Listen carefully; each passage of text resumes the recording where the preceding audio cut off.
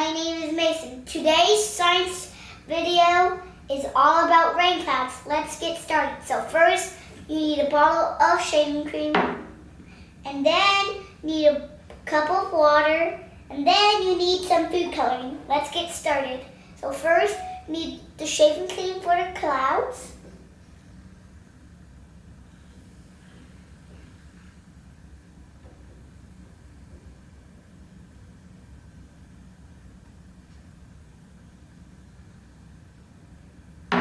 Then you need some food coloring.